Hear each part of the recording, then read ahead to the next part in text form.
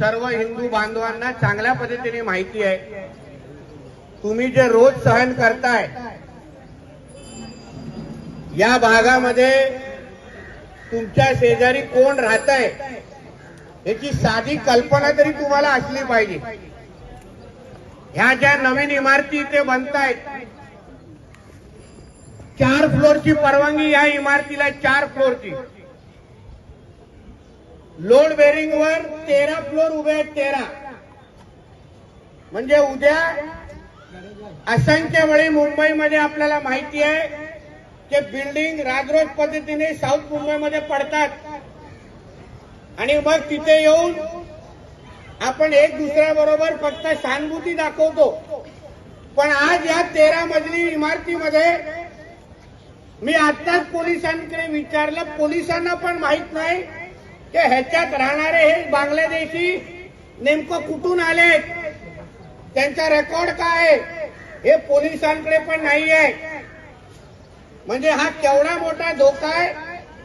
इकडे संबंधित बीएमसी, म्हाडा आणि पोलीस खात्याने जरा म्हणलं तर आम्हाला आमच्या आयुष्याची गॅरंटी दिली पाहिजे की उद्या ह्या लोकांनी काय इथे केलं तर आम्ही उत्तर द्यायचं कोणाला। आम्ही काय इथे येऊन दंगल घडवण्याच्या प्रयत्नात नाही आहोत, पण शेवटी आम्हाला कळलं तरी पाहिजे की आमची मुंबई मध्ये राहणारे जे बांगलादेशी आहेत, हे रोहिंग्या आहेत, हे येतात कुठून आहेत, कोण आणताय ह्यांना, आणि ह्यांना जे पोचणारे हे जे कोण जिहादी इथे आहेत, हे अधिकाऱ्यांना पण मला विचारायचे, मुंबई महापालिकेचे आणि म्हाडाचे, अरे तुम्ही अधिकारी या पदावर नंतर आहात, पहिले हिंदू म्हणून तरी आम्हाला संरक्षण द्या। ज्या खुर्चीवर बसलात त्या खुर्चीला तुम्ही न्याय तरी द्या। या बिल्डिंगच्या डेमोलिशनची ऑर्डर आली आहे, कोर्टामध्ये आहे, पण साधे अधिकारी हेही सांगत नाहीये कि ये बिल्डिंग का डेमोलिशन कभी होना है, ये भी साधा ये लोग पता नहीं है। मतलब आप लोग ये समझ के लीजिए कि कल अगर इधर कुछ बड़े अगर दंगल हो गई, राइट हो गया, तो पुलिस को किसके ऊपर केस डालना है ये भी पुलिस के पास इसकी नोंद नहीं है। ये बांग्लादेशी और ये रोहिंग्या कहां से आ रहे हैं ये किसी को मालूम नहीं है। इसलिए मैं आगे से यहाँ के मुंबई महापालिका हो या म्हाडा हो, यहाँ के अधिकारियों को बोलूंगा कि आप ये स्टेट गवर्नमेंट को, राज्य सरकार को फंसा नहीं पाएंगे, तुम्ही नाही फसू शकत। तुम्हाला या बिल्डिंगला डेमोलिशन करायलाच लागेल।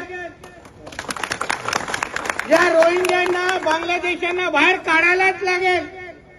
आणि इकडचे जे मूळ मालक आहेत, जे आता ट्रान्झिटमध्ये राहत आहेत, इथे काही उपस्थित आहेत मूळ मालक, कोण कोण आहे हात वरती करा। इधर रहने वाले लोग कौन है?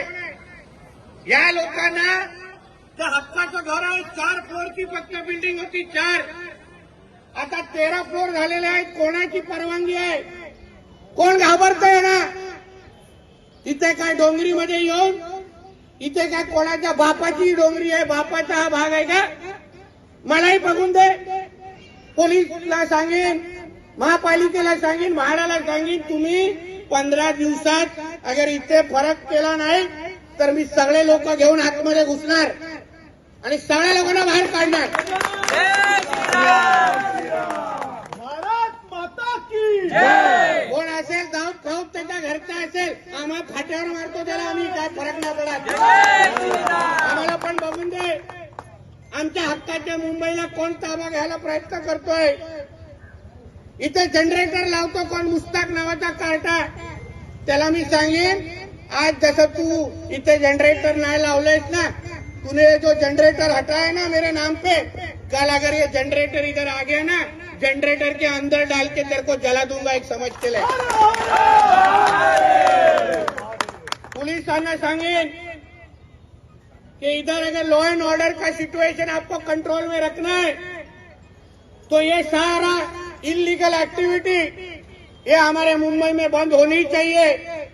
पुलिस की जिम्मेदारी है आज से। आज को आपको सबको बता के हम लोग इधर आए, वरना यहाँ के हिंदुओं के लिए कल हम यहाँ पे बिल्डिंग में घुसेंगे और सब बांग्लादेशियों को वापस बांग्लादेश भेज देंगे। नहीं सुनेंगे हम लोग।